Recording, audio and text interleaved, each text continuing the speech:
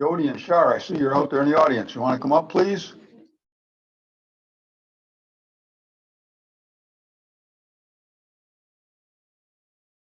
Turn your mic on. Yeah, turn it to green and you're all set, okay? Sounds good. And if you could identify yourself, so for the record, for the clerk, I appreciate it. Thank you. Jar Baker, and I am the oldest and longest city member of the DHS Advisory Board. And I'm from Houghton Lake. Okay, And I'm Jody Percola. I'm the Community Resource Coordinator for Roscommon and Ogama DHS. okay, just to let you know, other members of our board, advisory board, are Amy Schmidt from St. Helen and Kathy Freer from the Roscommon area. And like I said, we oversee the advisory board for the Department of Health and Human Services. I'm going to turn it over to Jody.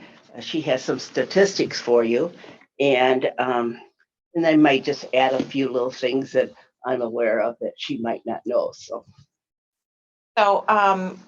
Obviously today we are here to request resumption of the funds that we used to receive from the county. Just wanted to provide you guys with an update on where the department is sitting currently. Since the pandemic, we have seen an increase of 519 new applications on average every month. We provide services for state emergency relief, cash assistance, daycare, food, state disability, and medical. We have also been providing maximum food allotment benefits for all food eligible persons and families. And once the state of emergency is declared over, people will go back to the normal standard. And it's estimated that 350,000 Michigan families will be affected when these allotments are discontinued. According to our Roscommon County Food Pantry, from 2020 to 2021, their utilization increased by 30%. 8 months into this calendar year, they have already seen a 52.5% increase. State emergency relief, our applications have significantly risen with historically, many of the applications are denied, and they are denied almost at a matching rate of approvals, which then means that there are people who fall through the gaps and don't qualify for our assistance, and there may not be other alternative community resources that we can utilize. The department, beginning June 13th of this year, they did issue a special pot of funds for prevention and reunification. This is specifically for children and families. And this funding was up to $1,000 per family to cover a variety of services that we may not be able to provide to them otherwise. The first request submitted on behalf of Roscommon County was June 24th, and by September 9th, these funds were exhausted. Roscommon County was awarded $9,469.60 to assist children and families. We utilized that funding for vehicle repairs, car insurance, housing, household goods, clothing, and utilities, so basic needs. $2,435 in assistance was denied with no alternative resources available to assist. The primary, I'm sure you're all familiar with 211, the primary services that people are requesting for is utility assistance and housing. 33% of the calls are for utility assistance and 25% for housing. I wish I had more data surrounding our homelessness, but unfortunately in Roscommon County, it's unfortunately glaringly obvious. You can see it out on the streets at this time. I only have information from the Housing Assessment and Resource Agency 2020 report through NEMSCA, and we are at the highest rate of percentage for overall homeless count for the 11 county area they cover, and we were at a 35% rate. 40% of those families, of those persons who were literally homeless, were children and families, and 24% were seniors.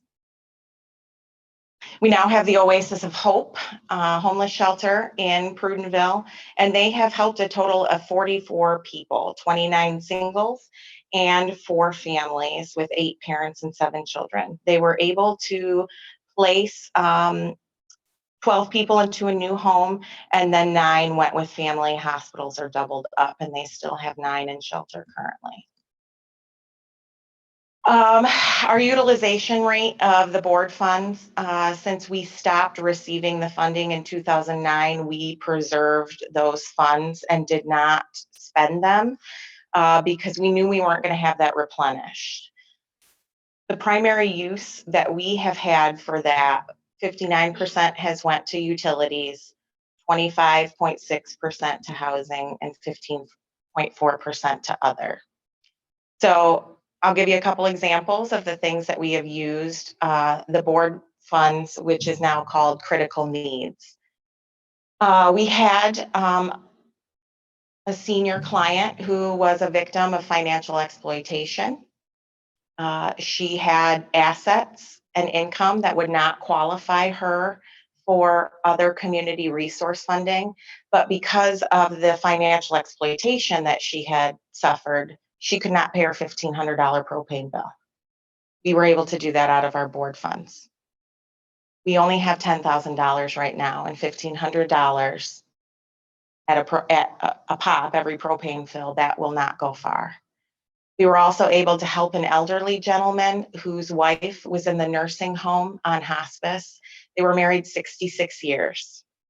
We were able to pay for his car repair so he could see his wife, because he wouldn't have been able to get that repair otherwise. There are not services to assist our seniors, in particular, with things such as car repairs. The only services our department can provide is for working families. Given the state of our Commission on Aging, as I'm sure you guys are all aware, and the potential cut for services for our seniors, in particular, these funds could greatly support that population.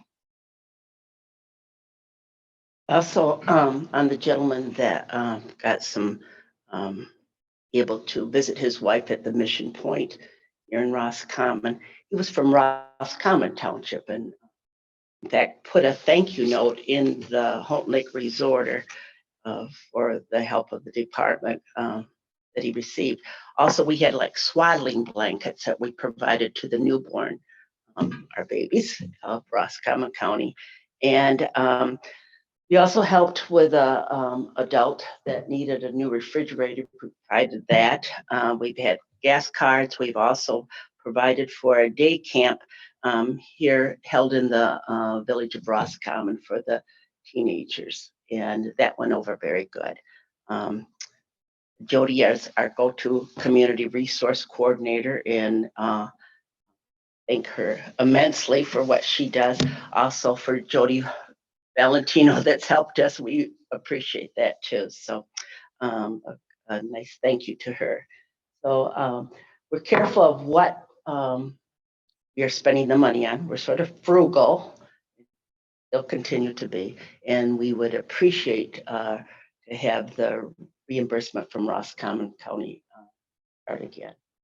I do want to add too, we are not just here to ask for money. I want you to know that we are taking steps moving forward to bring in additional funds. We will be doing fundraising. We are partnering with local churches, and we are also our Human Services Collaborative for the county. They have developed subcommittees for housing, food, health, and transportation, and those subcommittees are attempting to bring funds into our community and apply for grants. So this resumption of funds, how much was this? How much are we talking about? We went back to, what was it, 2018? Was that the last time? When was it, Michelle? Oh, excuse me, Jody. 2018. And you allocated at that time? But I mean, it wasn't a lot. No. It was, It wasn't that much, but that's what I'm trying to remember. 20,000. mhm. I would think that was probably in the ballpark. And so we've been, as I stated before, very frugal with our funds. And Well- we, we appreciate it. We're not here to thumb our nose at it. We would like it to be reinstated again from the county, because we are assisting your constituents and the youth of our county. According to our records in 2018, there was a $6,500 deposit, and that funding then went over into what is now called our critical needs funding. That $6,500 was spent all in that year, in 2018. And then we did not spend it until, honestly, really again this year, and we were back up to about 2,500, which again will not last long. Well, I know we didn't put any money in that since 2018, and I know you're right on that. What the amount is, I don't know. But we did allocate ARP money both to the food truck, Roscommon County food truck. Jody can correct me because my memory is not what it used to be, but I believe we allocated money for the food trucks. What was that called? Is it through the food pantry then, Jody? Yep.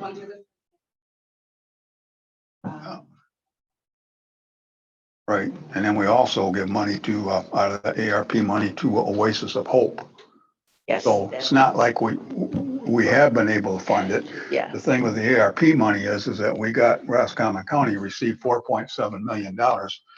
We got requests for 7.4. So consequently, we had the steering committee went through it it was probably the best committee I've ever sat on. I always say that, but we allocated it out and tried to be as fair as we could. So there was some money that you did get from it, okay? At this point, I know what you're asking for. I just know what we haven't really got into our budget yet, but we're just anticipating that our revenues are not keeping up with our expenses. We're no different than a business, but our problem is we've got a restoration millage on for a vote that we desperately need to keep these services going. If we got that restoration millage, we could probably find some money to help you out. But at this particular time, the budget that we're looking to put together for 2023, we're going to be making some cuts to get where we need to be. And yes, we do have a fund balance, but we have to keep it. We have to keep a fund balance. And we're not like the federal government. We can't run a deficit. How much do you have to keep in fund balance? 15%. 15? Yep, and we're right there. We may be slightly over. I might be slightly under. I don't know which. So the policy is 15 to 18% is with the board. 15. Anything over 18 gets reinvested back into capital. Traditionally, they tell you 3 months of operating revenue. 18% isn't actually quite 3 months of operating revenue. It's about 2.5 for us, and that's just for the general fund. So Yeah. we're right there, but I don't anticipate us seeing a lot of extras. And next year is scary in that just looking at the anticipated revenues for the general fund, we are only expected to increase in revenues $3,900. And we haven't even gotten to what the increase in expenses are going to look like against that revenue. But it's going to be substantially more than $3,900. Your budget in October, this October? So we're actually in the process of it right now, and it would be approved for November. We have a January 1 through a December 31st. Yeah, so the calendar year is our fiscal year as well.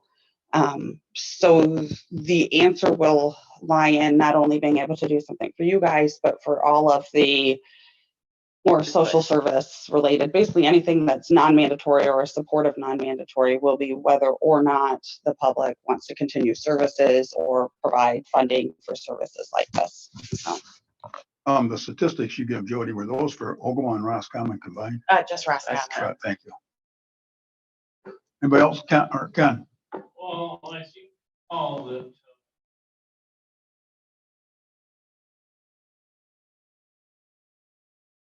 Our board. On that board. Mhm. I was on that board, but as I recall, I wasn't allowed to vote, and I wasn't allowed to make any input whatsoever. I just sat there and listened and came back and reported to this board whatever went on. So at some point, I think it was decided then, well, you can't vote, you can't say anything. Why are we even there? So I think then we didn't assign that position anymore. Do you still forward to the board minutes of your meetings? I believe they do come. I'm not for certain. I do recall you sitting on that board. We met here at 'Cause I the remember when you courthouse. said Amy Schmidt, I remember she was Yeah. on there too. Her mother was at the time. And we met here in the courthouse, and I remember you attending. And we always invite the representative from the commission to speak, but yes, you don't have a vote. You're just as advisory. And then you didn't come anymore. And then then COVID came, and we had phone conferences, and we do meet at North Central Area Credit Union the second Tuesday of every month. And they've been gracious enough to let us use their conference room there. In Home Lake or Roscommon? No, here. Mhm. We come to Roscommon. Two of the ladies are, one works here, the other, Ms. Freer, she resides here, and I drive over from Holton Lake. Any other questions, or? No, I'm just, I walk into me and be love to say yes, but unfortunately, we're gonna have to say no in this particular case. But it's good to know the information that you're out there, because if we get a surprise down the road, who knows? We want that surprise, okay? There you go. You want to be included in that surprise, right? And I say that positively, not negatively, okay? You and I have been on a couple of committees where we Many years. we fought a battle over there at together at Holton Lake, and what was that yet? Remember at Pinky's Plaza when they took that store and put it? Yes. Mhm. What was that yet? And that's where the Department of Health and Human Services is. Okay. Yes. Yeah. When they moved that, remember that? We had those state officials in and we had kind of a good time. Yes, we did, Bob. Okay, all right. Thank you very much, everyone. We Okay. appreciate you giving us the time. Did you have a question, Mark, or you're just saying adios? It is disconcerting that there's no improvement. Government keeps putting more money into the programs. The kind of guy wanted solutions. You're never I don't good. know what the solutions are. There will never be a solution. 'Cause there's only so much money you can pour into a I realize program. It's like a coffee cup. End of the day, what can we do to improve things? Unfortunately, the highest rate or the highest population living in poverty is children. Well, And you cannot cut funding for children. I'm on record as saying there's three things that Roscommon County needs that kind of fall with what you're talking about. Number one is, as far as I'm concerned, we need countywide broadband. Number two, we need childcare. Number three, we need housing. And the childcare, there is a shortage right Yeah. now, which is Right. impacting people's And ability. there's no way we're gonna solve all three of them at once, but we need to decide on one and get one done, and then we can go on to the second one. But, those are all three needs, and childcare, even broadband, childcare and housing falls right into what you guys are doing. I worked for the court 32 years, and as many of you know, children are your best assets, and Correct. you have to look out for their voices, and that's what we're here for. I'm almost 67, but I got a 10-year-old. I mean, I hear a lot of the concerns from, I'm standing in line, picking up my son or working.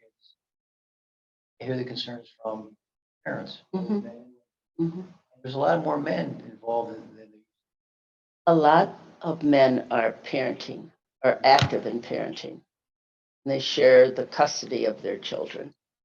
a lot of discussion about how things are tough out there. You both for being here. Thank you. Okay. Thank seeing you. Thanks for bringing the information. We can keep it on our radar, okay? Thank you. Thank you.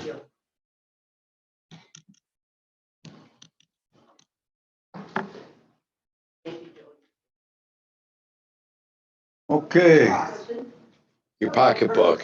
Boy, you're gonna dip into that, aren't you, for the funds? Would find. Right, that would be Scott. Scott knows me. Oh.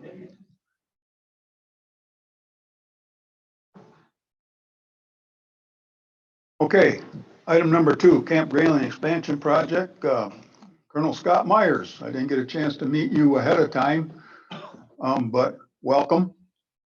Camp Grayling Commander, National Guard, All Domain Warfighting Center. There you go. There you go. I guess I don't know. Being a former military man, I'm gonna call you Colonel. Fair enough. Is that fair enough? Or I can call you Scott, whatever you want. I can go either way, whatever you prefer, so. Right. Okay, all right, so, all right, you know, I'm just gonna let you do your presentation because I know there's a lot of stuff going on and I know you're here to bring us information, so go ahead. Fair enough. And if, just real quick, separate topic, if I may, hearing the last briefing,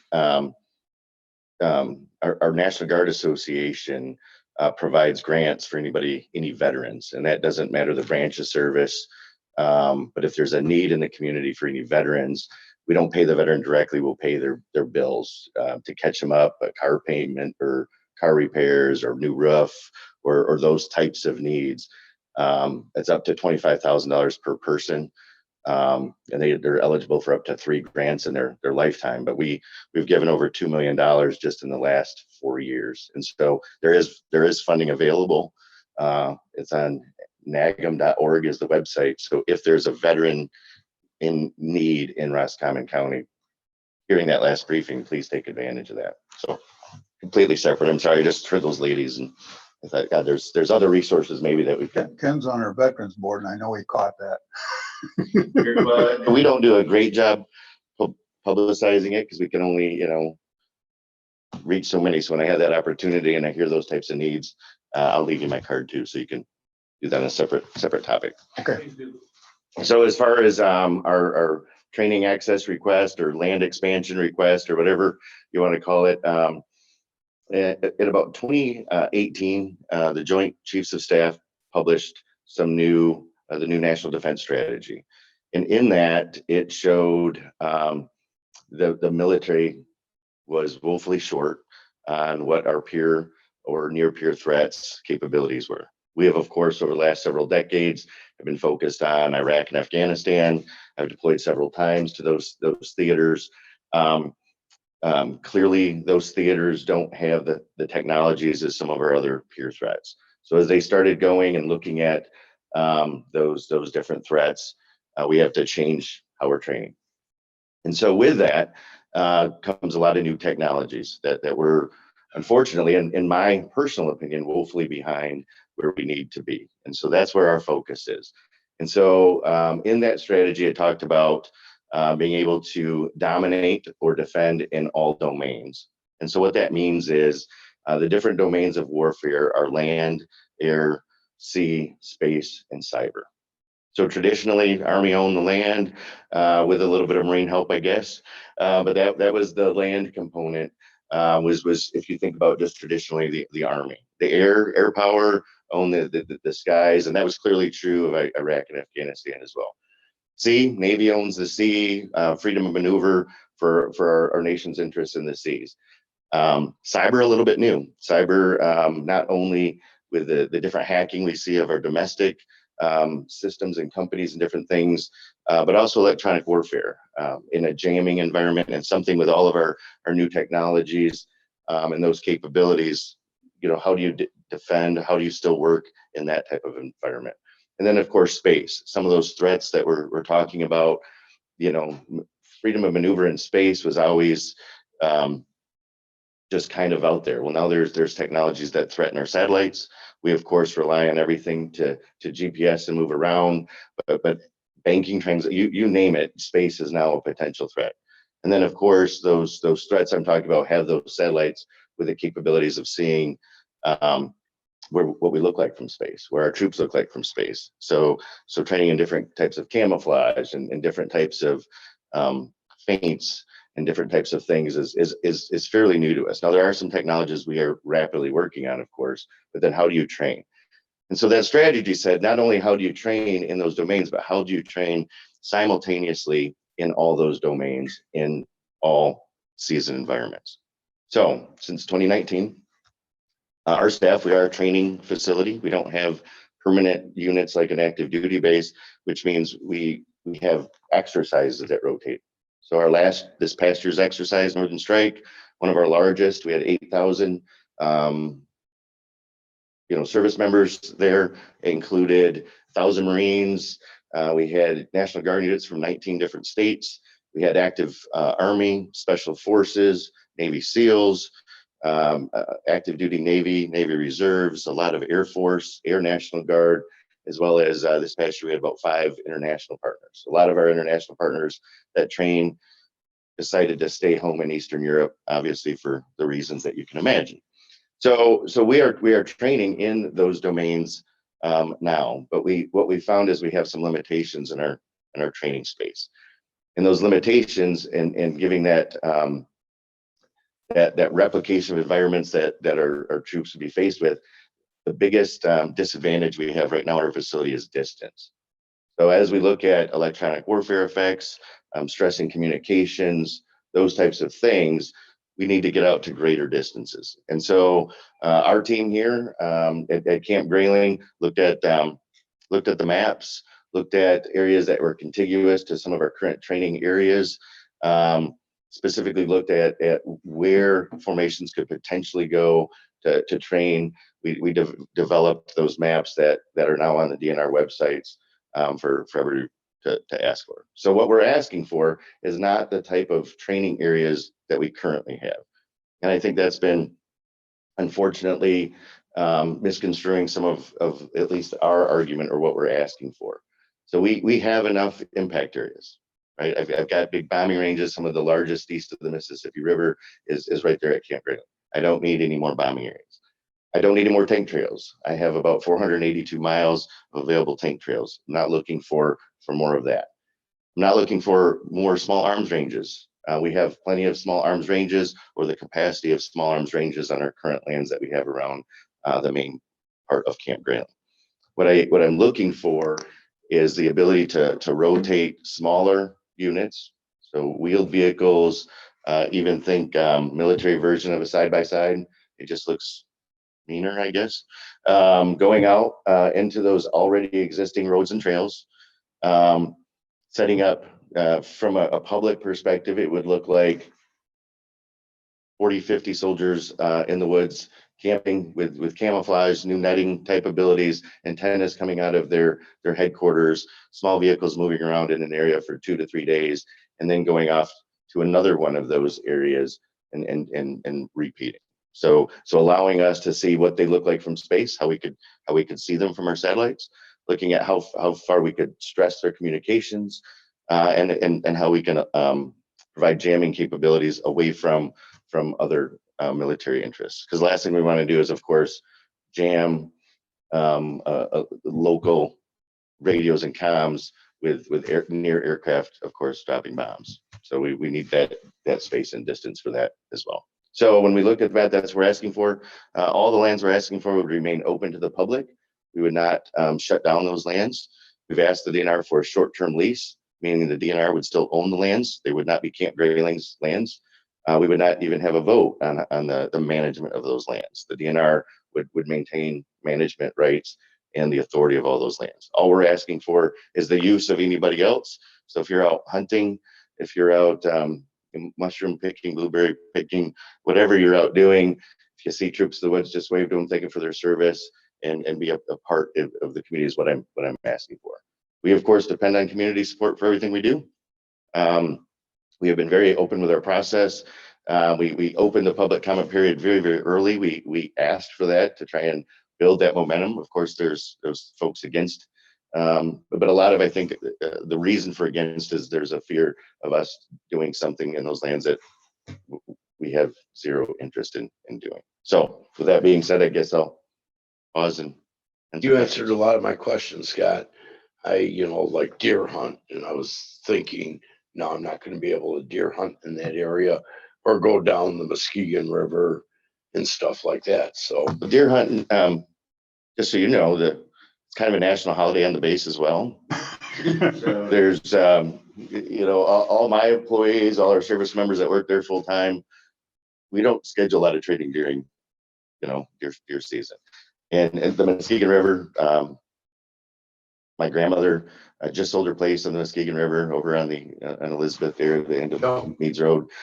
We grew up there as kids, loved that river, fished all the holes. I mean, that's why we love living up north too, is for the same recreational and tourist things that everybody else does. So we had no means want to degrade any of that, and we don't think this will whatsoever. We believe we can get after our national defense interests, train the troops while protecting that northern Michigan recreation value that we all love to do as well. Thanks. Thank you. Thank you, Colonel. I appreciate you for your service in both Afghanistan and there's been a lot of controversy on this. Anything that we can do, I think, to help our soldiers, sailors, battlefields tomorrow, I'm a proponent of. I know there's been a lot of concern because the Camp Lejeune water, it seems as this is spillover. I don't see that personally. Maybe some concerns because people say, well, are they going to contaminate? I believe you said, sir, I believe that if we can move forward intelligently with the community, that tomorrow's battlefield is well, our soldiers and airmen and sailors are well trained. So I'm support of your Thanks, sir. thank you. Anybody else got any? Ken? Well, you know, you talk about the Camp Lejeune thing, well, we got the PFAS up there in Grayling, right? That came. So I believe so. So PFAS, actually, we just had a unique meeting yesterday, and I'll share that here. But we believe, or I believe, and even our environmentalists and everybody that works on the post, that the PFAS that we're seeing both at Grayling Army Airfield and on the main post of Camp Grayling is attributable to the firefighting foam. No other use has been discovered, but that where we trained our firefighters, and we not only trained military firefighters, we of course trained all the local fire departments and folks out there as well, and that was the method, of course, used for generations. I mean, there are photos, unfortunately, back from the 70s and 80s of the fire departments coming out spraying firefighting foam, hiding, you know, pennies, nickels, dimes, and quarters, and all the kids are playing in it, picking up the coin. I mean, to put it in a perspective, that's what we knew about it, and all of our civilian airports also are struggling. Any of those places that did firefighting training.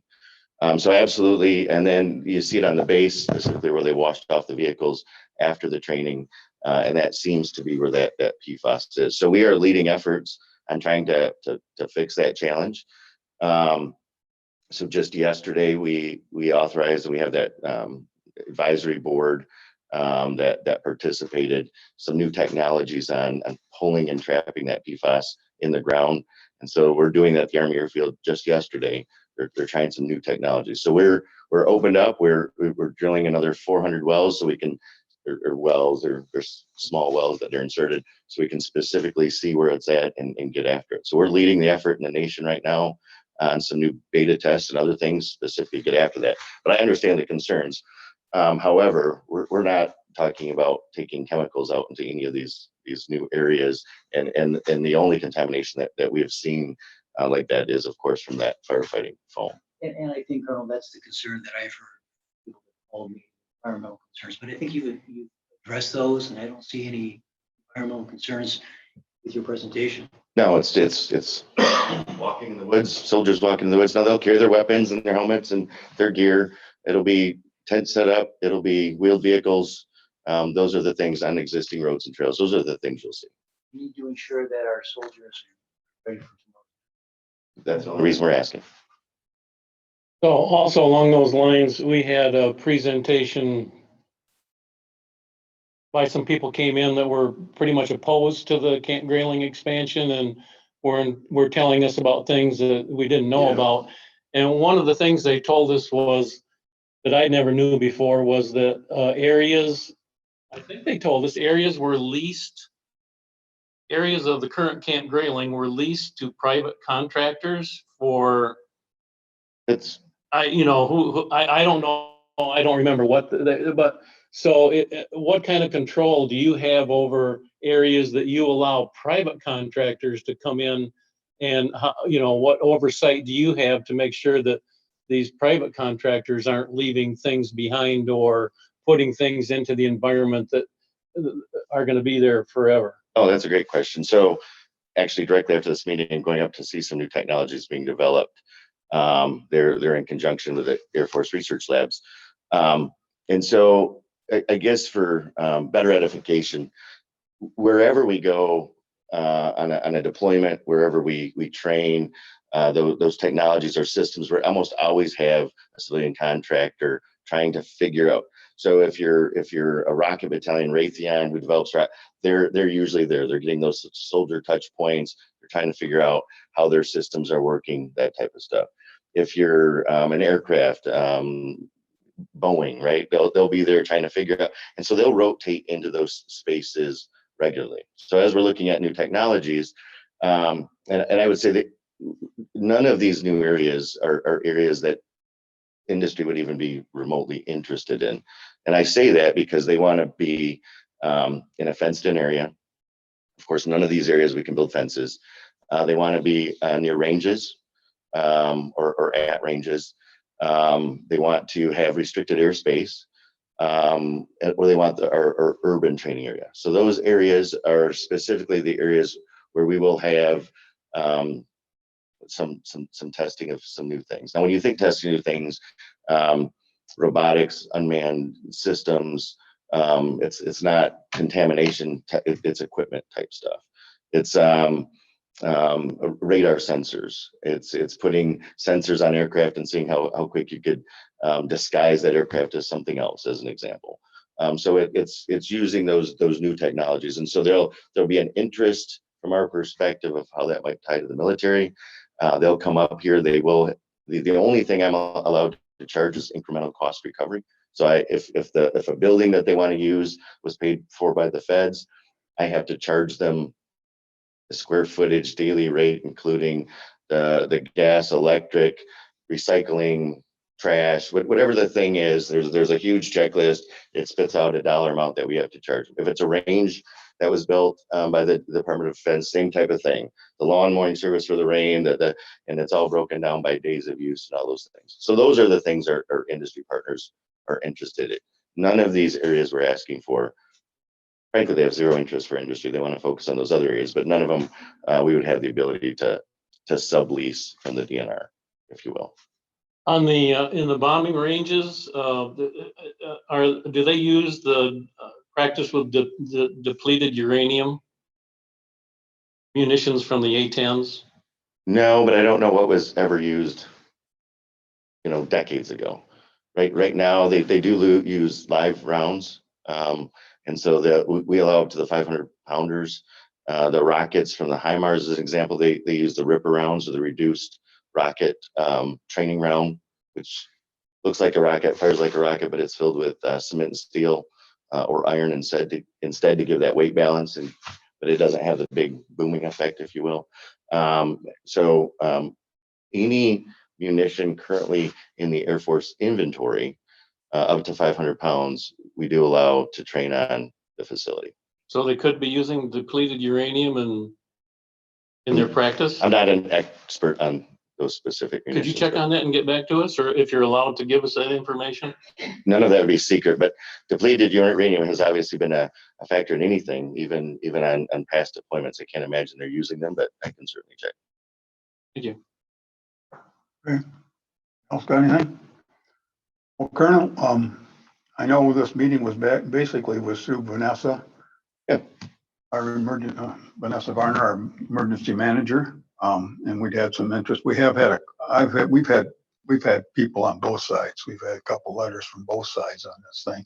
It's purely informational. I commend you for coming and giving your side of it. We had two gentlemen here earlier. I did hear from one of them yesterday at my house, but that's fine. But anyway, I told him, I said, we just want to get this thing fully vetted. At this point, if I understand this correctly, this is something, a request that is in with the DNR, right? Yep, so I'm the asker, and then the DNR will determine whether we move forward and if it's up to me, I'd ask, It's purely informational, what you brought us today, and you're not asking us to do a thing, correct? Okay, all right. Just out of curiosity, being an Army reservist, I spent a couple of my 2-week things up to Grayling for 2 years. I was in Kentucky, Fort Knox for 1, and I was in Camp McCoy, Wisconsin for 3 of them out of the 6. Is Camp McCoy still there? it is still there. Active? It is an Army Reserve base. So just to give you a quick story here, with our Northern Strike exercise, they do a big medical exercise out of Fort McCoy. McCoy reached out to us. They'd like to merge the capabilities of those exercises. So we'll be teaming up with Fort McCoy this year. So as we have, soldiers that would be injured on the battlefield, say that we would have to actually get them to a different role of care. So we're going to try and get that distance for the medical perspective. In that case, we'd be flying folks over to Fort McCoy and training right beside them. But yeah, I'm gonna get over there and I visit. deployed out of Fort McCoy actually into Iraq. McCoy was a mob site for me. Okay. I'm looking forward. I'm done the end of this year, so I'm looking forward to getting to Camp McCoy and maybe getting to Wisconsin Dells because it's been years. So Fair enough. thank you for your time, Colonel. Thank you for your service. Thank you. Okay, item 3. Do we have Stacy out there today? Yes, sir. Houghton Lake level special assessment. Stacy, are you there? Yes, can you hear me okay? We can hear you fine. I'll Okay, turn it over to wonderful. you. I'm in my vehicle, so I apologize. So we are moving forward as we discussed with the Special Assessment District boundaries for Houghton Lake. That is currently scheduled with Roscommon County Circuit Court for 9 o'clock a.m. on October 14th. In the meantime, we held a webinar the last week in August to answer property owner questions with regard to the process. We had almost 120 residents participate in that webinar. Since then, we have held there's 4 different townships involved, and we have held 2 meetings with townships and have 2 more scheduled, one with Denton Township and one with Roscommon Township, to answer property owner questions as well. And so it's going along as we expected it would. We've had a lot of questions and comments from property owners that have been helpful in ensuring the accuracy of our assessment district. And so at this time, I'd be happy to answer any questions that the board might have. Okay. Stacy's opening up for questions from the board. Who wants to go first? Well, I just have one real quick. This is David Russo. When are you meeting at Roscommon Township? Is it for sure? That's tomorrow? I think it's tomorrow night at 6 o'clock. And then Denton Township 6. is next week. Okay, thank you. You bet. All right. Anybody else got anything for Stacy? Okay. I've been monitoring your schedule, and it appears we're right on schedule, right, Stacy? It is. So we have had lots of helpful comments, and the website that we put together has been working very well. As you know, the board over the summer suggested that after we get the boundaries confirmed, that we look into requested revisions to the lake level order itself in terms of the legal lake level. And much of the comment has been to the lake level itself. So I think your citizens and residents are looking forward to that step in the process as well. Okay. Stacy, this is Mark Milburn. I got a soccer practice with my son tomorrow at 6:15, but I may have to bring him along with me. I'll be there. My recommendation would bring plenty of handouts for the crowd, because it could be 5 people, it could be 50. So prepare for a few, but you could also be prepared for lots of folks. All right, we will definitely do that, and we look forward to answering as many questions as we can. So thank you, and we'll maybe see some of you next month in court in a good way. All right. In a good way, yeah. We've been, we're kind of acquainted with the court. I don't know why.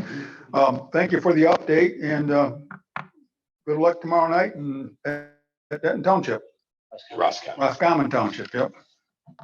Okay. All I've got. Perfect. We'll be back here at 10 o'clock.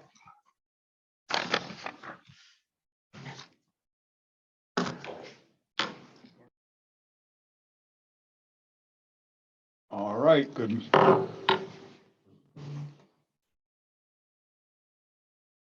morning. Welcome to the Roscommon County Board of Commissioners meeting, September 28th, 2022. All rise for the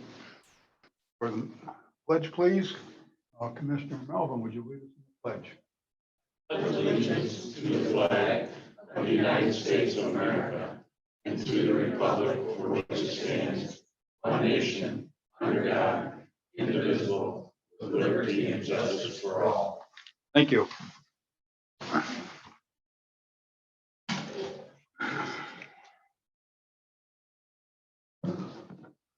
Item number 3, Michelle, roll call of board members, please. Melvin. Hold on, Melvin. Steve's here. Schneider. Here. Russo. Here. Muckenthaler. Here. Milburn. Okay. Item 4, approval of the agenda, please. So move, Mr. Chair. Second. Motion was made by Commissioner Milburn, seconded by Commissioner Russo to approve the agenda as presented. Any further comments from any commissioner at this time? Hearing or seeing none, roll call. Muckenthaler. Yes. Milburn. Yes. Melvin. Yes. Schneider. Yes. Russo. Yes. Motion carried. Okay. Item number 5, public comment, agenda items only. Any public comment in regards to the agenda at this time, please? Okay, hearing or seeing none. Item 6, Administrator Controller Report. I'll be super fast. I was off yesterday and the day before for a conference, so I'm a little behind and I apologize. Just to give you kind of a quick update of a few things. Obviously, the juvenile detention closure plan, we have solidified. The employee's last day will officially be October 2nd, with the exception of the director and the assistant director who are staying on to make sure all the filing is completed, secured, cleaning out, storing. We have to re-inventory those things that have been taken from core grant funding, and then core will have to decide what they're choosing and not choosing. And then we're going to look at how we secure the rest of the books, educational materials, things of that nature, computers, desks, and who those can be donated to that are nonprofits or other government organizations. So they'll be working through that for us as well. The MERS conference, which is where I was actually really informative. It is great to see so many different entities that were there. Obviously, everybody was looking for some sort of a magic solution to unfunded liability. While our unfunded liability, we are only 75% funded. It's nice to find out that we are one of the better funded units. There was quite some discussion in regards to the grant proposals that the state is working on for gifting money to entities that are less than 60% funded, and how we're not 100% sure that that's the fairest way to do it, because those that have been more proactive in putting additional money in, which is something that we have done through the years, is kind of like, thank you for doing good, but we're not going to help you out anymore. Keep doing what you're doing. So that was an interesting thing. They are currently still holding to that you can not make any changes to your MERS defined benefit packages that would increase the benefit. unless you are 100% funded. So that's always, we get a lot of questions. Why don't retirees get a cost of living? Why don't we do this or do that with the defined benefit? Those are things that cannot be done until the funding is at 100%. So that is kind of an important thing. Obviously, you heard the update on the special assessment process. I've just been fielding a lot of phone calls in regards to questions, concerns. I have about 3 long FOIA requests for documentation that I need to finish up this week. We have good news. The one gift that was grant that was established for United Way through the American Rescue Plan that you granted for utility assistance, they received a call at the end of last week from Consumer Energy. It was not a grant that they put in for. They are being gifted $200,000 towards that same program for United Way. So there will be $200,000 more from Consumers Energy to United Way specifically for the utility assistance program. So I think that is a really great thing that has happened with that as well. Sad news, obviously. I've sent out some information in regards to where we are currently sitting for 2023, looking at moving into that budget. Just the current estimates that we have gathered from our elected officials and department heads show an increase in our 23 budgeted revenues over our 22 budgeted revenues by only $3,900. So that is hence where we look at just the general cost of increases of wages for union workers and our increases of benefits at probably about a $450,000 shortfall. We've had the conversations, obviously, throughout the last several months, which has led the Board of Commissioners to so choose to place the restoration millage back on. If the restoration millage does not pass, I have Budget B that I will have for you, which essentially will be no change, with the exception of needing to close departments. Because even if absolutely nothing changes except for those things that have to, we know that we have an increased cost to those unfunded mandates from the state that come across. Our juvenile detention, or I'm sorry, our child care funds, so your adjudicated youth funds, the funding that we have to give for our indigent defense fund, and then obviously jail costs will continue to rise. And those are all things that must be funded. So we will be looking at cutting departments. There are no ifs, ands, or buts. The money requests for expenses are due to me from our department heads and elected officials by September 30th. We will have a meeting either Wednesday or Thursday next week, depending on Commissioner Melvin and Commissioner Snyder's availability, to review our shortfalls. And of that, we will have to essentially make a list for the Board of Commissioners to prioritize what stays and what goes based on what our shortfall is. So this is the year. We have pulled rabbits out of our hat for the last 9 years that I can think of. We do not take from a fund balance because the example I've been giving to everybody that most people that have lived here for over a decade remember is the escape fugitive. For those of you in the audience and online audience, one escape fugitive for a week and a half search was $400,000, and that was 12 years ago. So you can imagine what that would cost. So there's where your fund balance is important for several reasons. Another example is if you are looking at some sort of a catastrophe that rolls through, that cash is what you would use to fund initial cleanups, initial responses, until we could still be eligible for some sort of FEMA reimbursement. That being said, I know in speaking to the director of the Midland County Road Commission yesterday, actually, they are still waiting for their reimbursement from FEMA from the expenses they incurred from the dam. And that's been almost 2 years now. So that's my sad news for today. That's all.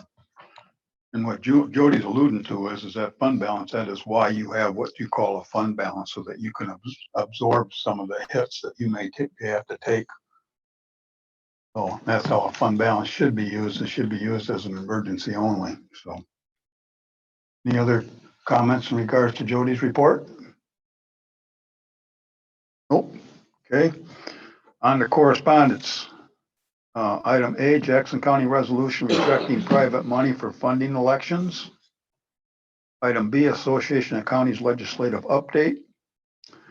Item C, Peggy, I don't know how to say that name, Bye-bye. Email regarding extremely low lake levels on Higgins Lake, which they are low. I don't know if they're extremely, but they are low. Item D, Consumers Energy Hydro Meeting, a news release regards to public meetings on the 6 dams on the Asabo River, which are all below the one that we have in St. Helen. So item E, email, I don't know if it was this Margie Gillian, a private individual that sent us this copy, or did this actually come from Livingston County? That was private, but the actual Livingston County actually did do the resolution and a draft resolution, the way I read it. So that's what that's about in regards to the same thing that item A is. Any questions from any commissioners in regards to correspondence at this time? Is that something we're gonna wanna look at? That draft resolution? I don't know. I read it. Did you read it? Yes. Do you feel that's something we need to look at? I didn't think so. I'd be in favor of it if follow through on it.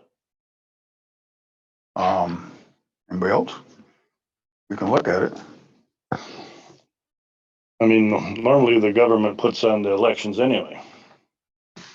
I think, at least that's what my understanding is. And I don't know if we have been approached by anybody at any time wanting to donate for our elections and stuff like that. That I wouldn't know.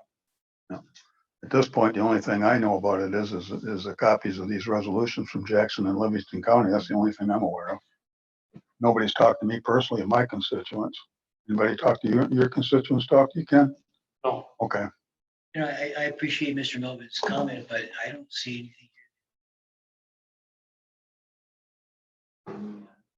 I'm good. We could go further discussion possibly, but at this juncture, Good question though. So, I could be swayed either way if with some, right. So I don't see anything right here. Michelle? Could I ask you to weigh in on this? Do you know anything about it more than what we do? I thought there was something happening legislatively regarding that, so I would have to go back and take a look and see. I do know that in 2020, there was an organization that issued grant money to entities that requested funds, which allowed them to purchase different things that they needed for elections, but that has come under some scrutiny. So that's why I think there was something happening legislatively regarding this. So I would have to go in and take a look at that. okay. All right. Under item 8, monthly department reports, Roscommon County Jail Department report for August. Item B, Economic Development Corporation, Director's report from Brenda, and she's here today. So, any questions in regard to monthly department reports from any commissioner at this time?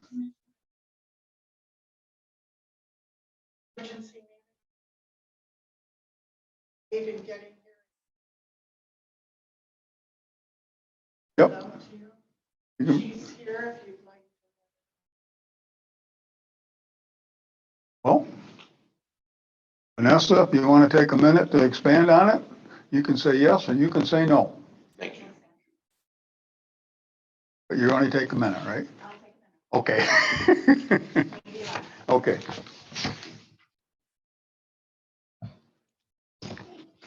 Okay, so what Julie is handing you guys is a summary report from January to September of my activities, my accomplishments.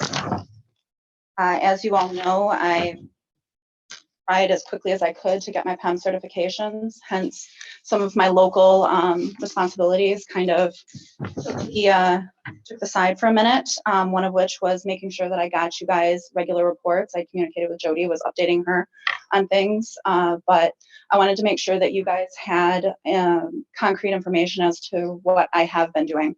I know that my position is full-time for the first time this fiscal year. I also am very aware that my position is not one that is statutorily required at this time.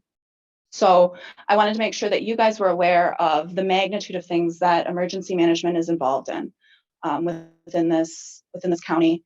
I apologize that I wasn't here for the work session. I was meeting with our area superintendents regarding school safety mapping and House Bill 6012. So while it may seem like I'm running around all the time, I am trying to make sure that I'm doing the best that I can to bring and create a more resilient, strong community so that when that disaster happens, we have our ducks in a row. And like at Otsego County, they're qualifying for $531,000 in reimbursements right now.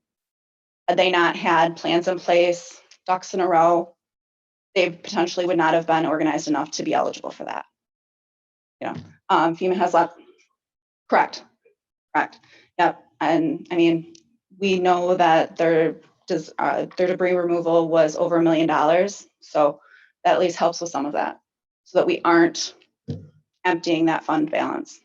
Right. So I wanted to make sure that you guys were aware of what's been going on with emergency management and give you an opportunity to connect with me if there's something that you guys had questions or were concerned about. Great. Thank you. I think you just gave it to me, but I'm very impressed with it and I will go over it. Thank you. If I have any questions, I'll talk to you, all right? All right. Thank you, Vanessa. I went over a minute, sorry. Your excuse. Okay, item 9, Brownfield Redevelopment Authority update. Is this you, Brenda? You and April, both, okay. Okay.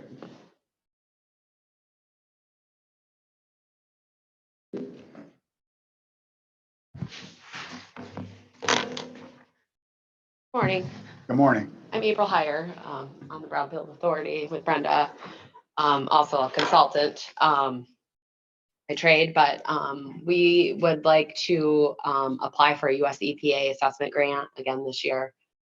We submitted the application last year. We were not awarded any funds from that. So as a recap, we can request, I think it's up to like $500,000 to do assessments throughout the county. So what we are requesting is a community-wide, so it's full county, any sites are available.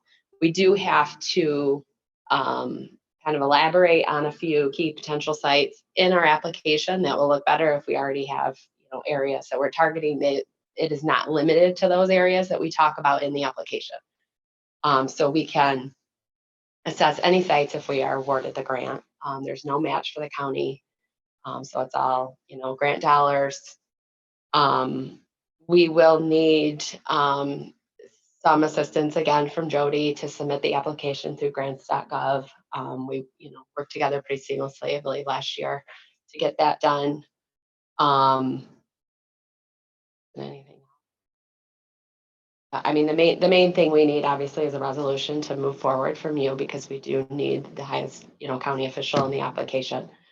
And we will need to utilize, some of Jody's time to process the application fully.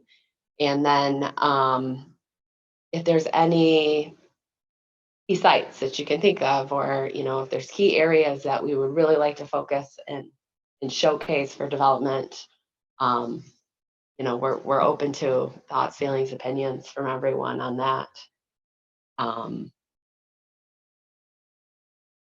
We had a really Pretty great much. discussion Big summary. at our Brownfield Redevelopment Authority meeting last week. Was it last week? Yeah, Yes. last week. And we're just trying to react a little more quickly, give us some more time to really make improvements on this year's grant. So that's why we came before you this morning, just for your resolution and blessing to move forward and hopefully get some sites revitalized here in Roscommon County.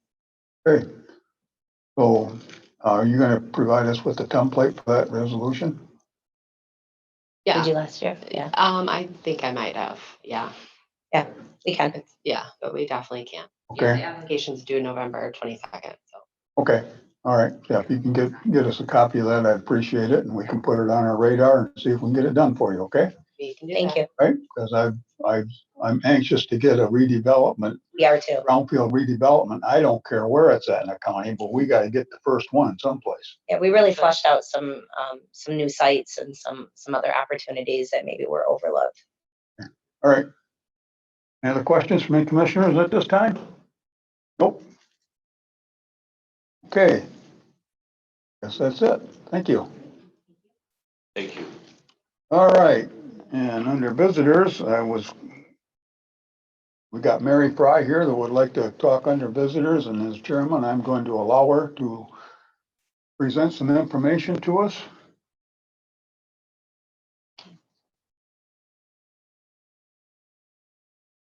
I hope it's not because of me. It is because of me. I can get it. I've got big shoulders. I can take it.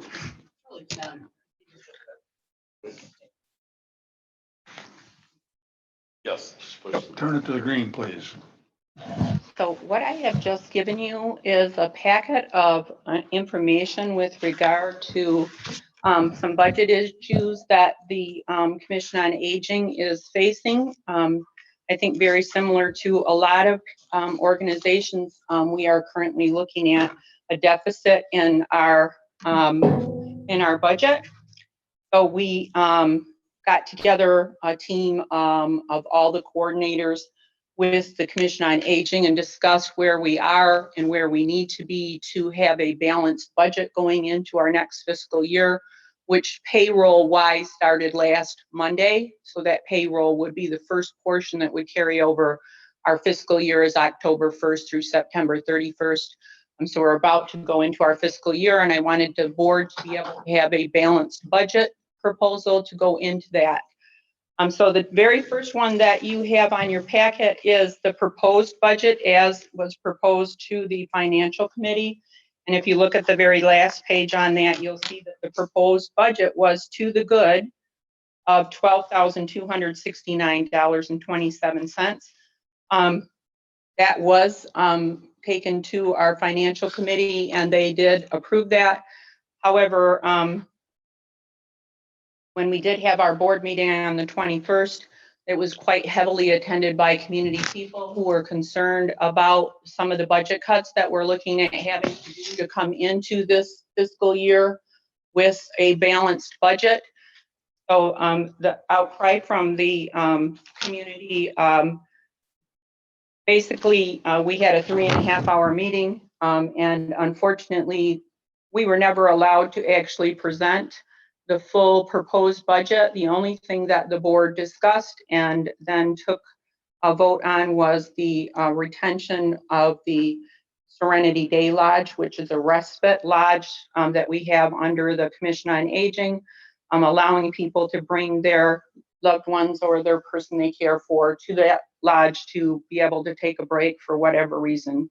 Some of them work and they need to have care for that person. Some people just need a couple hours to go grocery shopping or take a nap or, just have a little bit of downtime. The board did decide not to close or suspend the day lodge. I want to make sure that you understand it was not meant to be closed. It was just meant to be suspended until we could get on our feet. But the board decided that that was not something they wanted to do at this time. So the next thing in your packet then that you see is before the budget. If we did nothing, and if you look at page 7 on that, if we did nothing for this coming fiscal year, we would be in a deficit of approximately $488,051.36.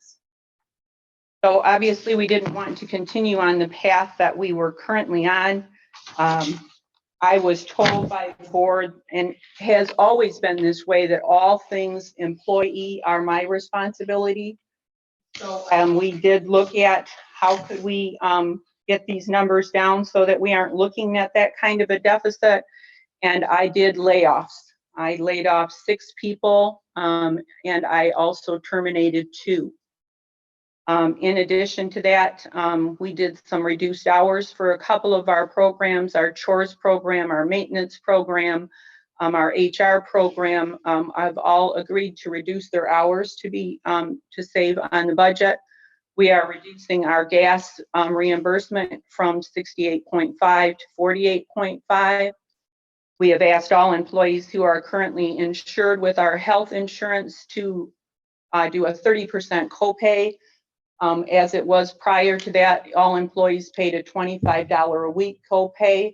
But when we looked at that, anybody who is older, insurance costs are much higher than someone who's like 25 versus someone who's 65. So we thought, to be fair to all the employees that were insured, we do a 30% instead of a $25 to make that more fair. Administration workers have been donating back some of their income, including several. We have now 4 employees who have been given a 50-cent raise by their co-workers, giving up 50 cents an hour out of their own pay to recognize those who are doing an outstanding job. So we have several people who are donating their own pay. We have a personal time off has been adjusted because we currently, or prior to these adjustments that were, again, my responsibility to do, we had both sick and vacation pay, and people were able to accrue that and then cash that in.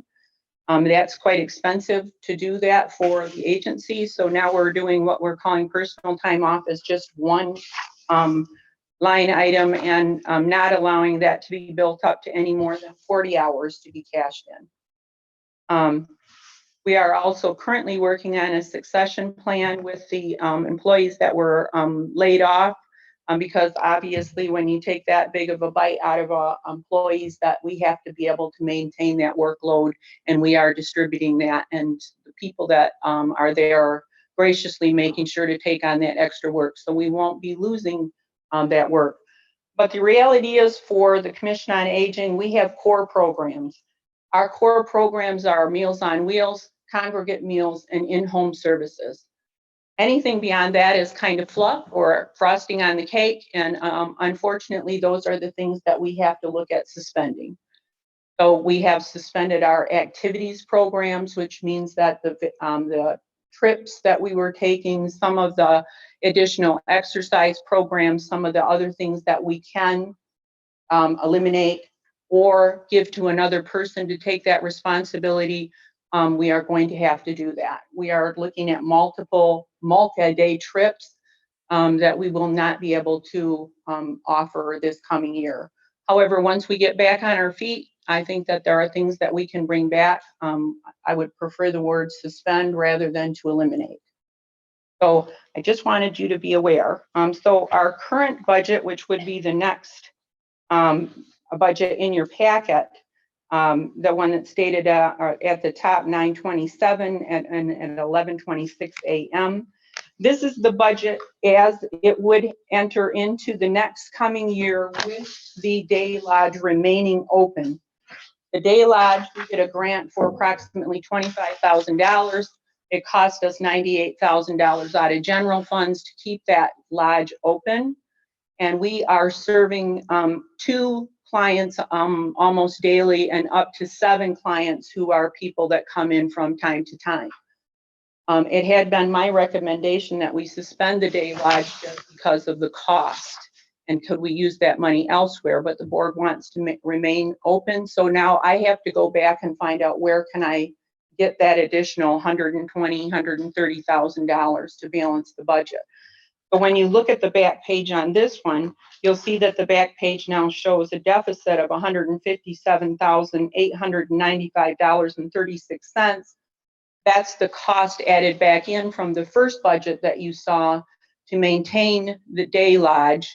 And because we had a couple of the layoffs that we had to carry over into this year for training purposes. So There were a couple of the people that got laid off that we couldn't just let them go. We had to get other people trained on their function and what they were doing. So we're maintaining those employees through the first couple of weeks in October. So that's where that cost is.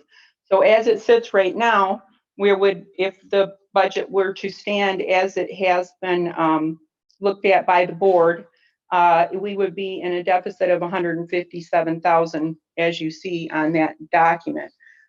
We are planning to come back to the board with some additional proposed cuts. I don't want to go into this next year with that kind of a deficit. We are down to the point of our funds, what we would refer to as slush funds or contingency funds, where we don't have any money left. So we have to go into this next year with a balanced budget. That will be put together and proposed to the finance committee. At our earliest convenience, we're still kind of under recovery mode. I'm trying to put these documents together so I could come and present this today, but we will quickly work on this because we understand literally every day that we continue under what we are currently doing, we're going deeper into the hole.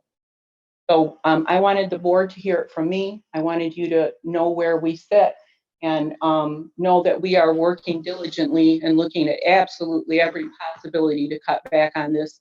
Again, I want the board to know that because of the way that the meeting went on Wednesday with our board, the board itself was never given that balanced budget with the $12,000 to the good.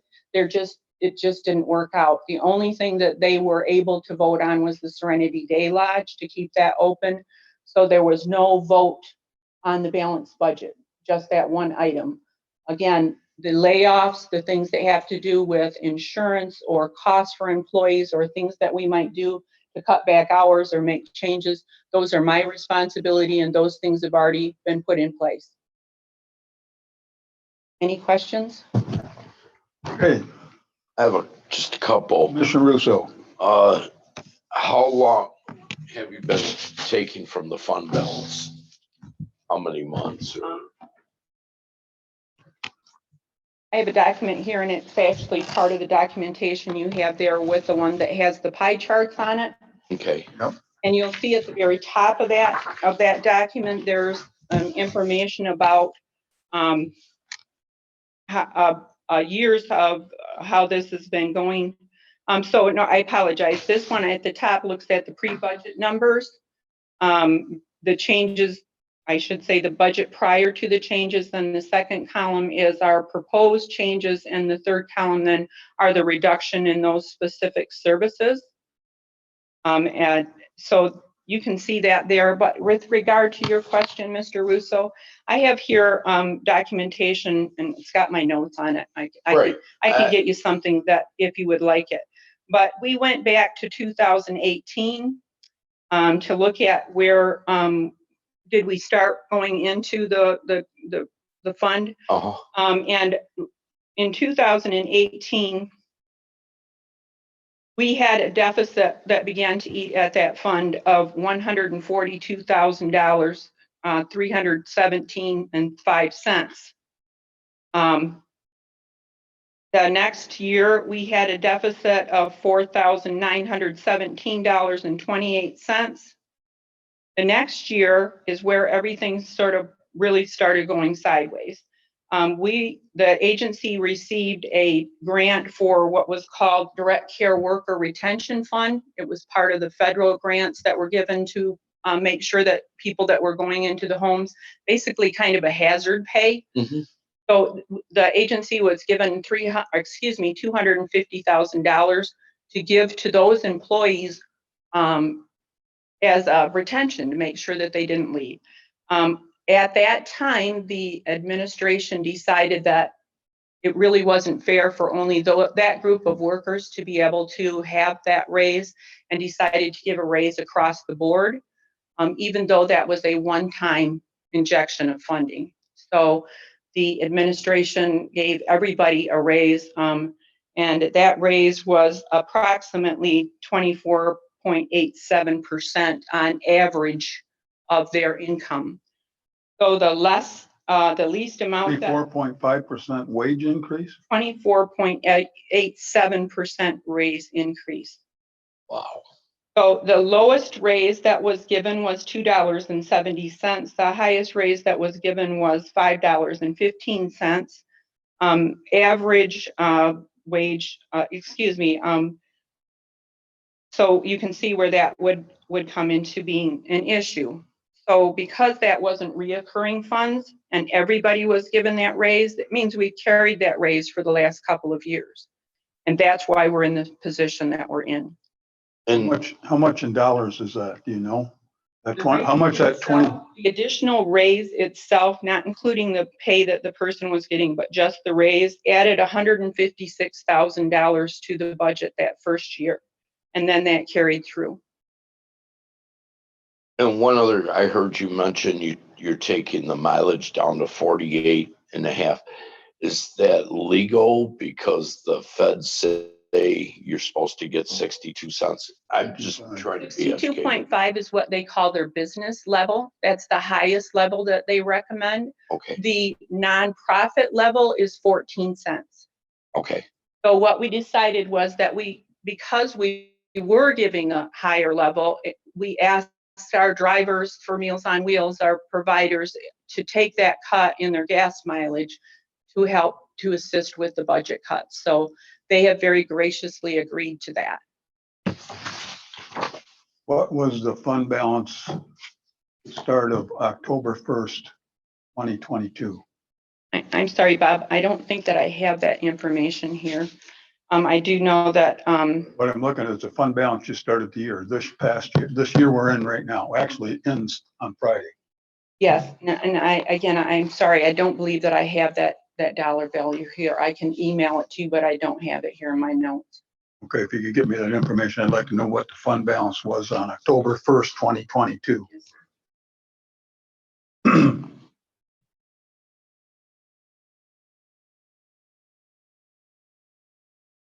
So, we got a new controller who is a younger person and has a better idea how technology works and has really done a deep dive on our overall budget. And she's the one that's producing these profit and loss. Before we weren't getting these profit and loss, the board wasn't getting those. They were just getting a one page, and I presented that here before outline.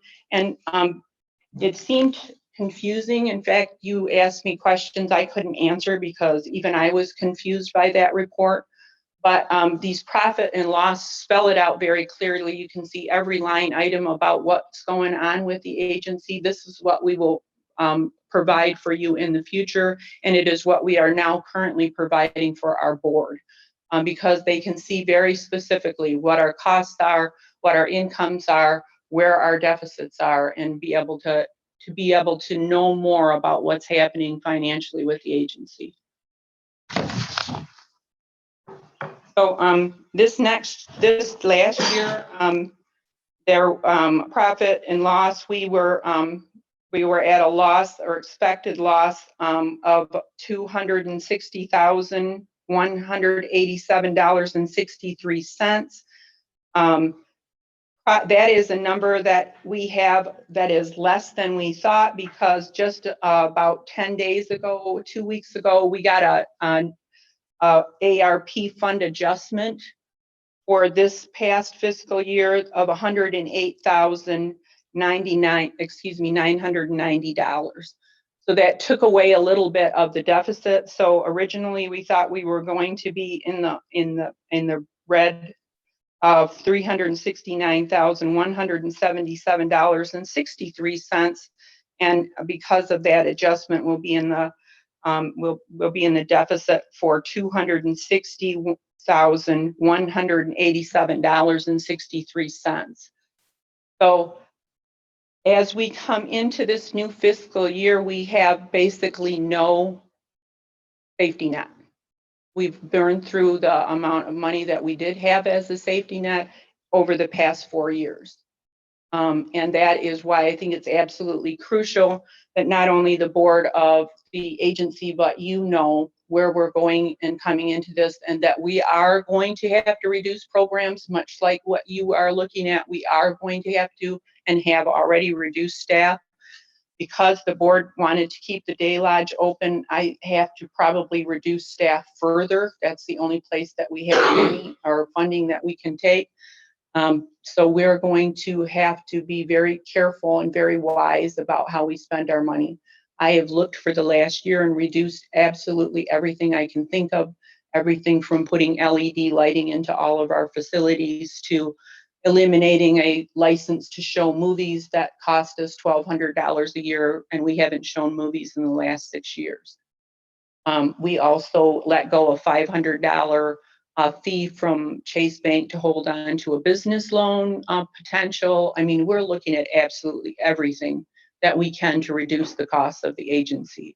I told you when I first presented to you that I was going to come in and look at this as a business and try to get it under control and back on its feet, and that's exactly what I'm doing.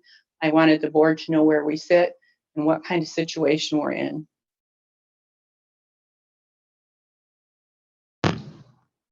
Mr. Milburn. Thanks for being here today. You're welcome. It's a difficult report. Just a gentle suggestion, and just a suggestion. Please your present to the public. Again, just, I don't want to wait. And I don't want to wait either, Mark. Looking at that, it's just, again, a gentle suggestion. Right, and I think that we absolutely have to do that because, as I stated, every single day we're going further into debt until we get this balanced budget approved. I want to make sure that we continue to serve our seniors to the best of our ability. Again, the core programs are intact and will stay intact, but we do need to look at some of the other things that we can reduce.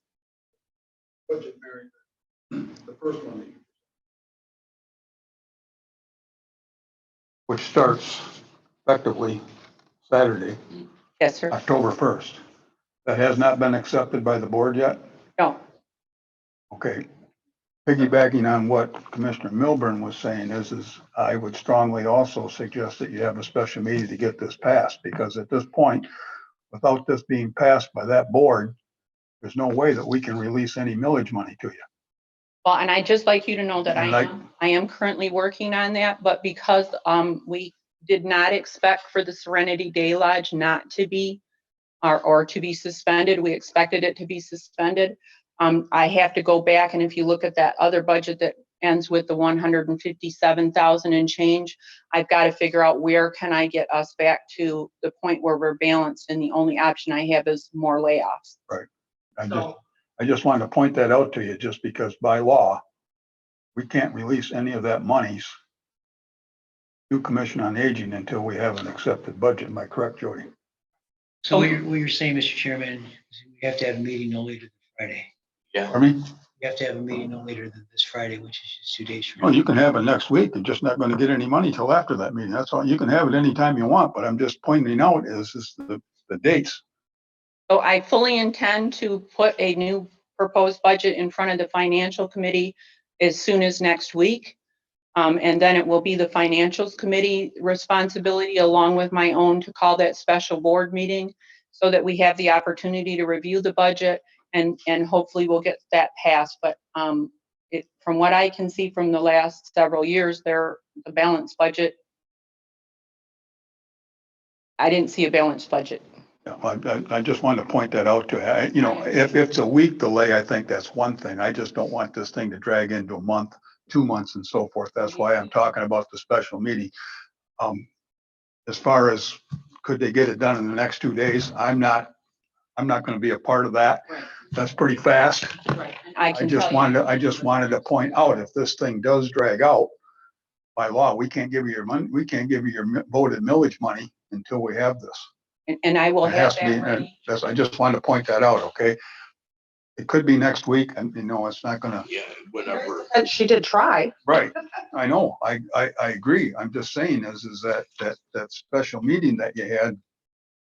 Well, that was our regular It was a board COA meeting. board meeting. That was That our was your regular, regular meeting, okay, I was told it was last week Wednesday was a special board meeting. our regular board meeting. That was And- supposed oh. special meeting too. No. Oh, I wish you would have got it presented last week. Well, we did, yes, but because there were 100 people in the crowd that were voicing their opinions. I understand, you know, we can't go back. I'm just saying I'm just pointing out that we have to have that approved budget before we can release any of that millage money. I understand it, and we'll work on it as quickly as we can. Correct. And I don't know if you can get it done in the next 2 days, but you know, I would think next week would probably be more realistic. Try to contact us and, change my schedule if I have to, because obviously this is, Yes, sir. thank you for being here today. This is a tough report, we understand. Yes, very. Yes, Mr. Melvin. Just a reminder, I don't have a good memory. How long have you been director, Barry? Not quite a year. Not even quite a year, so No, you sir. kind of stepped in and inherited past practices, usage of the fund balance. Very much so. And in this year, my first year, I have done 3-year grants, multiple 1-year grants, the millage, and now this, all in addition to learning and learning the organization. Very good. I'm sorry you had to step into this. I have confidence in you from my past experience, knowing you that. Thank you. I would be curious though if you get back to me, I'd like to know what the fund balance was October 1st, 2022. I think all of us would. So I can, would it be best to send that information to Jody? Yeah, have and her- she could send us an email. That would be perfect. I have no issue with that at all. Gives me an idea. And as your audit, well, of course, you haven't closed the year out yet, so your audit, you haven't been audited yet. No, sir. Okay, I would also personally like to be to look at that audit when it comes back to see exactly what it's Yeah, at. I'd like to see that too.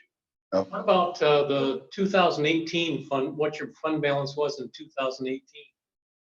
Send it along with the- how much it's been spent down over the last. And the shelter through COVID was closed No, that's right. for how many But keep in mind, we did continue with Meals on Wheels and in-home services, so Right. it But- wasn't like we were closed, but we were at a Right. lesser capacity. Right.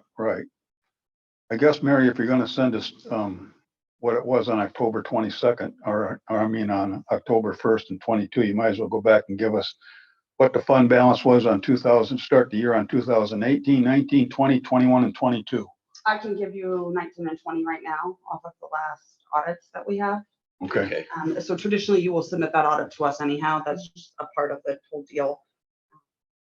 It was 1 million, let me make sure. the fund balance Yep. for what year? Unrestricted net assets at the end of the year for 2019 was 1,300,651. And at the end of 2020, and now mind you, there would have been grant money coming in, $1,307,099. I will tell you from reading some of these reports, as the years have gone through, that budgets were put forward and approved with the board, knowing that that deficit would be taken out of the fund balance. So there was money to cover the deficit. Mary's bringing us a great example of why you don't budget with your fund balance. Because you then are stuck making last minute choices trying to do that, which is where Mary's at right now. There is no more money to cover losses. And I also want to clarify something for the Board of Commissioners, plus for anybody that's in the audience. You see lots of negative, nasty comments of, well, we just gave you money. What do you mean we're broke? The state law says that the total millage amount that a Commission on Aging or area agency can collect is 1 mil. That's it. That's all by statute. So they obviously need the 1 mil to continue to do the basics of services. But I think that, yes, that you're stuck in a very bad situation of having to par back because you don't have anything to fall back on anymore, because and COA board was informed of those things by the auditor, that you couldn't continue to live off of a fund balance. But I think you're doing the best you can, Mary. Thank you. And So that. and to what you're clarify saying is what exactly we're, right. to clarify, Mary, what we're looking for, all, as far as I'm concerned, since she gave us 2019, 2020, all we would need is on October 1st, 2021 and October 1st, 2022. Those 2 years, rather than having to go back 5, okay? Okay. And what Jody just said is exactly right. There were budgets that were approved that looked at our fund balance that was available, but that fund balance is no longer available. Again, coming in with a business mindset, my thinking is that we have to have a zero budget looking at what is our income, our repetitive income, because we can't look at donations as part of that. We don't know what those donations are going to be and what our continuing costs are. So that is exactly what we're doing. We're looking at the grant funding, we're looking at the millages, and knowing that those are funds that will continue at the rate they are, and then looking at our cost. With then our donations have averaged about $100,000 over the last 5 years. So we put that $100,000 in as the core of donations, but again, we don't know for sure what that will be. Yeah, it could be half that next year. Correct. Oh, Right. Correct. So the problem that you've got is the problem that even us at the county with our budgeting concerns that you heard us talking about earlier, we'll be talking about again under the restoration millage. That's why we're doing the things that we have to do, because we don't want to get to the point, unfortunately, where you're at. And that's tough. Mhm. Been there, done that. Yeah. I've been in business, so I know how it works out. Matter of fact, we went bankrupt, so we don't want that to happen, so. No, and I mean, as you all know, this is so important to our county. You know, I believe that we have 43% of our people in Roscommon County are over the age of 60, and you know that we're the second poorest county in the state. And then we have limitations from the state about how much funding that we can receive. So I'm just doing the best I can with what I've got, and I want to make sure that the board knows that, and that we're working towards a zero balance budget, so that if there is any wiggle room, we can start putting monies back into that fund so that we do have an umbrella or something to fall back on. Well, excluding the women in this room, every guy in this room is 60 estimation. Mhm. Yeah. Wait a minute now. You gotta be a little more careful there, Mr. Milburn. Only 46. He's only 46. I appreciate very much your time. If any of you have any questions, please don't hesitate to call me. I'm here for you. Thank you. All right, Thank you. thank you. Item number 10, ARP grants update. Jody. Yeah, it doesn't.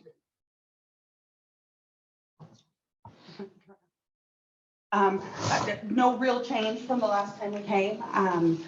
Obviously, all of the money has been expended with the exception of two of the larger funds, the $500,000 for Charlton Heston's daycare center. They are diligently working with legislation to come up with some match funding to create that daycare center, preschool center adjacent to Charlton Heston.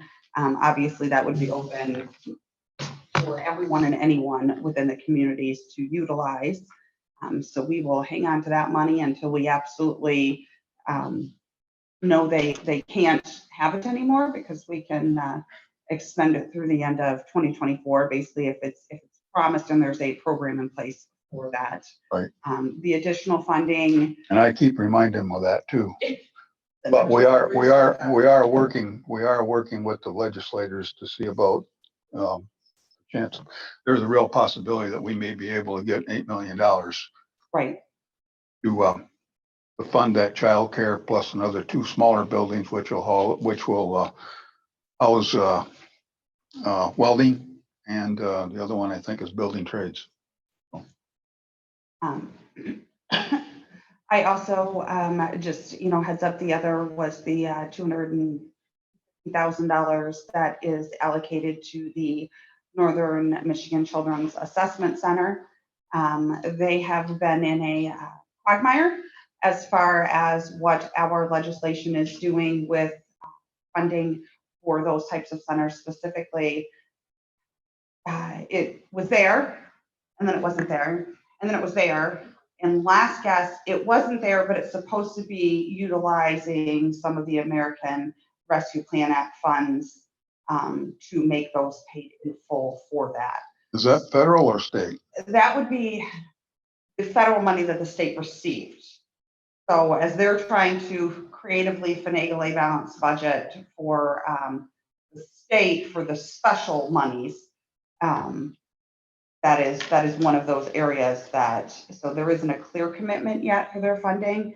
That being said, if there is a lack of funding for the current operations, I would wholly expect that representatives from Northern Michigan Children's Assessment Center will request to the board a change in direction of what they had originally been issued for, to reallocate that money just to keeping what they have going until the funding is redistributed, hopefully in a way that it's there. So that is one of the more interesting possibilities that may come through for that. But other than that, I mean, most of the projects have been completed. You'll see probably Facebook ads and so on for Shay's Place, which is one of the daycares that was funded. Extended hours, increased facilities. One of my favorite ones to watch right now is the Montessori program. They do a lot of posting and advertising, re-advertisement. They have created a nature play screen, have been able to double the classroom size with the hiring of another teacher, and offered scholarships this year for those who may not be able to afford that type of a program. So we've seen some definite increase in those areas as well. Oasis Center is up and running well. They have their security, their training, their computers. You heard a little bit from DHHS in regards to those areas. All of the local business grant funds have been issued out through economic development, allowing them to improve projects. An example of one is, I love using bars, but if you've ever been inside Greens used to have a bathroom that was, I don't even know how to describe it. So their grant funding went to actually creating real restroom facilities in there and evening out the floor. It used to be like a step down and a step down, and you could land on the pool table if so missing stepped. So that's just an example of one of the projects that has gone. So I will also let you know that I've had the question a couple times in regards to the discussion of, well, gosh, maybe the county should have held on to that $4.7 million and just invested it back into county operations. I will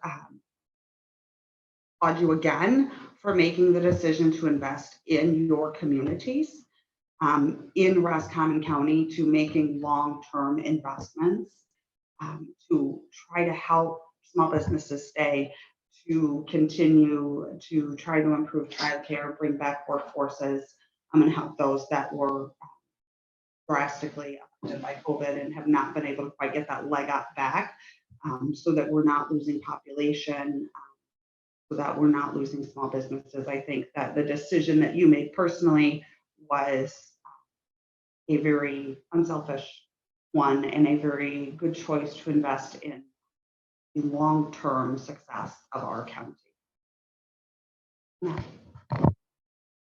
Yeah, the only thing I'll add on as far as ARP, and this is going to lead right into restoration millage information. One of the things we need to spend some little bit of time on. I know next week some of us are planning on being at Richfield's going to have a meet the candidate night. We're going to have some representatives there to talk on that. But, average people that I've been talking to, one question comes back, well, why didn't you use the ARP money to run the county? Well, that was against the rules, number one. So, And that's just buying time if we did. that's just buying time if we did that. So that steering committee did one heck of a job on it. Not only talking about Green's Tavern, one of the businesses that upgraded, if you haven't bought it, it's a Sands Bar got repainted.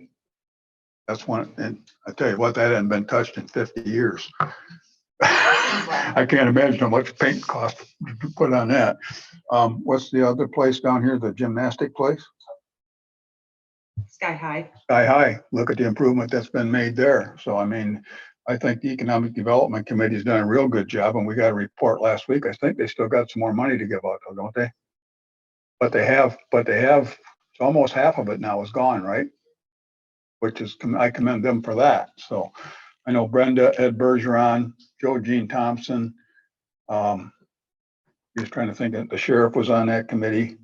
We had some, what I would call some real hitters on that team.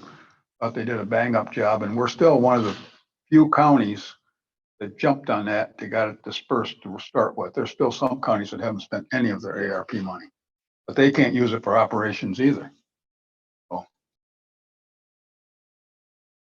So with that, with the restoration millage, Mr. Russo, anything to add with that?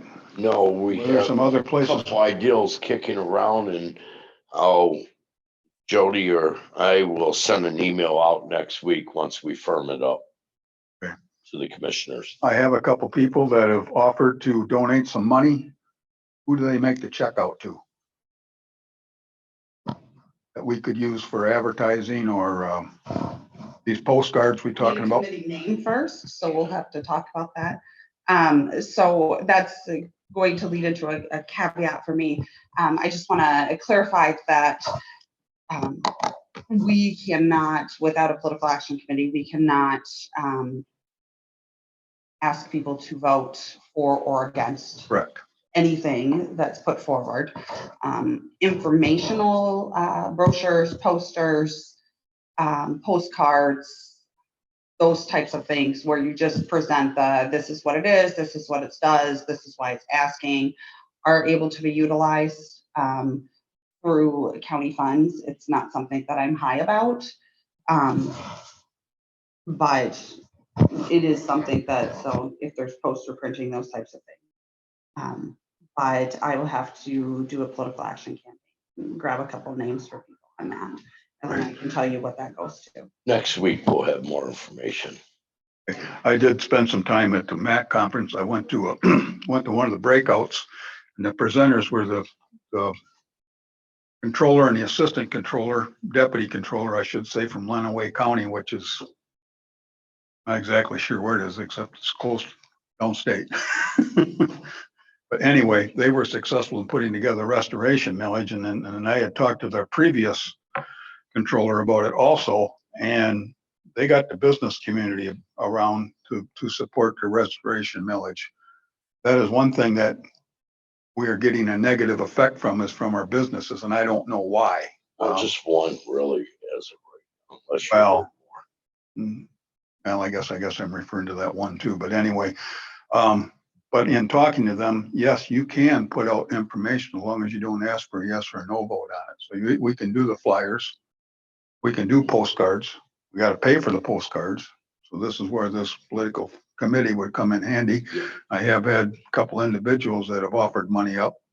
So if you could let me know, they just want to know where to write the check. So it ain't a lot, but it's something. There So, you go. because frankly, next year, this restoration millage, you just heard what Mary talked about the COA. Your board next year, frankly, is going to need the money, or you're going to have to continue to cut. Mhm. We can get there this year. It's going to be tough, but we can get to a balanced budget, but it's not going to get any better next But year. cuts are gonna have to be made. So any commissioner that's here next year, or any new coming commissioner, should be out there campaigning for this thing big time. So, because it's really needed. So it needs to be supported. Anything else, any other ideas as far as restoration millage? We have a few things, and like I said, we'll ship out an email to all the commissioners next week. Okay, anybody else got anything? Okay. Item 11, motions and resolutions, please. Oh, take a drink of whatever you got in that glass over there. Ready? Motion number 1, please. Move to adopt resolution number 2022-09-01 to levy the following ad valorem tax rates for the county of Roscommon for the year 2022 on the winter tax roll. Operating 0.0114, E911 1.0000, road patrol 1.5000, senior services 0.9822, gypsy moth 0.1228, animal shelter 0.2454 and 0.1474, veterans 0.164, and roads 0.4914. So move. I'll second that. Motion is made by Commissioner Russo, seconded by Commissioner Schneider to adopt resolution number 2022-09.01. Regards to the winter tax roll operating. Any further discussion from any commissioner at this time? Hearing or seeing none, roll call. Muckenthaler, Yes. Milburn, Yes. Melvin, Yes. Schneider, Yes. Russo. Yes. Resolution adopted. Motion 2, please. Move to adopt resolution number 2022-09-02 to authorize Robert E. Schneider, Chairman, and Michelle M. Stevenson, County Clerk, to sign the L 4029, including winter, with the following tax rates for the County of Roscommon for the year 2022. Summer General Fund 3.5080, operating 0.0114, E911 1.0000, road patrol 1.5000, senior services 0.9822, gypsy moth 0.1228, animal shelter 0.2454 and 0.1474, veterans 0.1640, and roads 0.4914. I'll make that motion. Second. Motion was made by Commissioner Muckenthaler, seconded by Commissioner Milburn to authorize adoption of resolution number 2022-09-02 and to authorize the chairman and county clerk to sign the L 4029 for the winter tax rates. Any further discussion from any commissioner at this time? Just a point of clarification, Mr. Chair. Probably shouldn't use the word moth anymore. Didn't you say, would suggest insert spongy moth instead? Clarification. That would be on both of them You're then. continuing to use gypsy moth in references to millages, because that's the language that the millage was. I stand corrected. We could do One spongy in clarification. parentheses from Good that. calls at home. How come we didn't use the right name? Thank you, Mr. Chair. Let me know when you get one of those calls. Any further discussion from any commissioner at this time? Hearing or seeing none. Roll call. Russo, Yes. Melvin, Yes. Schneider, Yes. Milburn, Yes. Muckenthaler. Yes. Resolution adopted. Motion 3, please. Move to accept the signed voluntary early retirement agreement from Sergeant Dean Mader and authorize a lump sum payment of $12,000 to be paid to Municipal Employees Retirement System, MERS, for the purpose of service credit purchase in accordance to the Voluntary Early Retirement Incentive Program. So moved. Second. Motion was made by Commissioner Milburn, seconded by Commissioner Russo to accept the signed voluntary early retirement agreement from Sergeant Dean Mader. Any further discussion from any commissioner at this time? Hearing or seeing none, roll call. Melvin, Yes. Muckenthaler, Yes. Schneider, Yes. Russo, Yes. Milburn. Yes. Motion 4, please. Move to authorize Dean Mader to purchase 1 year of service credit in Division 7201-20 of Roscommon County's MERS Defined Benefit Plan in the amount of $27,306. The employer will fund $12,000 of the purchase per a signed voluntary early retirement agreement. Employee will fund the remaining MERS calculated assumption purchase at 100%, including any monetary difference between MERS assumption and actuarial experience billed to the county for the purchase. I'll make that motion. I'll second it. Motion was made by Commissioner Melvin, seconded by Commissioner Russo to authorize Sergeant Dean Mader to purchase 1 year of service credit and I'm just leave it at that, service credit. Any further discussion by any commissioner at this time? And they're seeing none, roll call. Milburn, Yes. Muckenthaler, Yes. Schneider, Yes. Russo, Yes. Melvin. Yes. Motion carried. Okay, thank you, Michelle. Item 12, committee reports. Start. We hosted a meeting at Richfield, Denton, and Garish Township a couple weeks ago. I went to the MAC conference. We had a special meeting last week and Home Lake Improvement Board last night. That's all I have. Mr. McIntosh. On the 15th, we had a court date for Open Meetings Act violation. First one. And special meeting on the 21st. Okay. Tanner Mark. Okay. Easy, I've been out of state since the night. But I will. That will be part of maintaining our full-time position. Doing possible in the budget process to find the money to keep that because it's so important. You won't miss it until you need it. You will wish you could have done something different.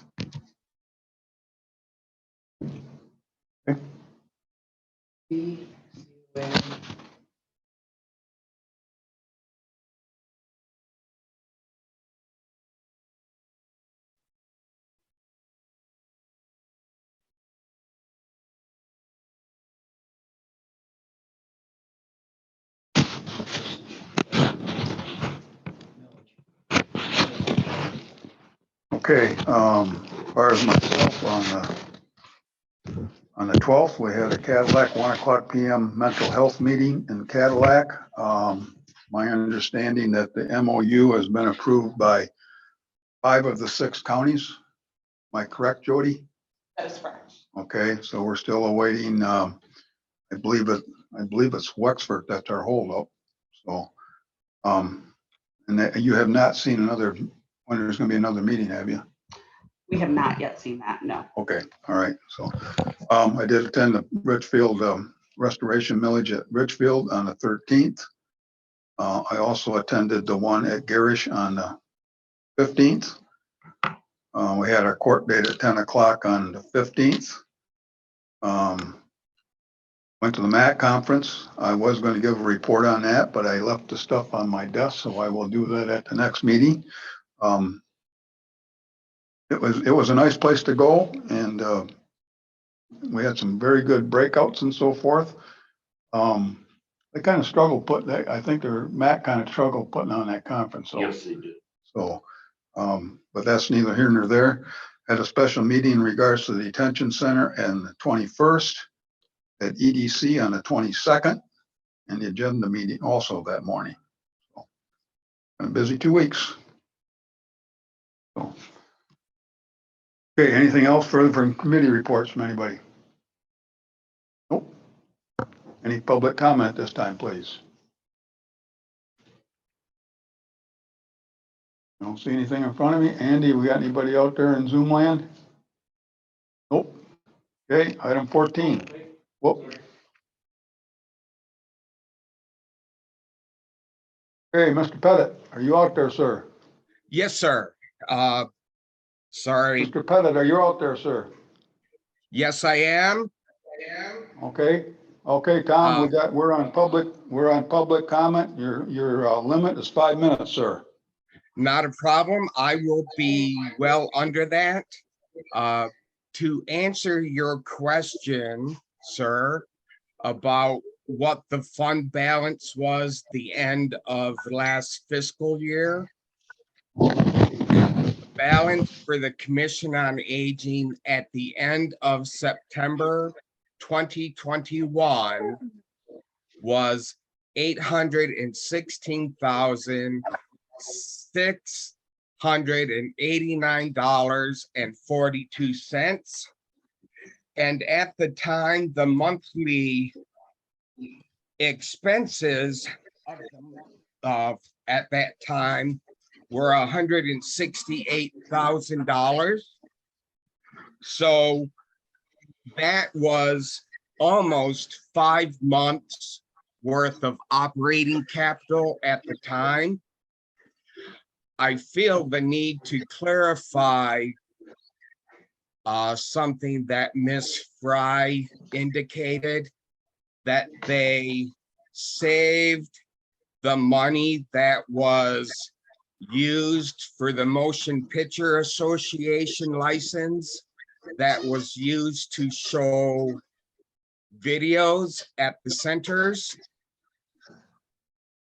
5 years ago, the Commission on Aging was threatened, sorry about that, was threatened by the Motion Picture Association to be sued for showing the arthritis exercise videotape without a license. And they mandated that we receive licensure to show those exercise videos. That was not so we could show movies at the centers. That was so we could provide exercise opportunities, and we were forced to do that rather than being sued. That's all I have, just for clarification. All right, thank you. Thank you for your comments. Any other public comment at this point? Going once, going twice. Mr. Chair. Second. Item 3, adjournment. Aye. All in favor, signify by saying aye. Aye.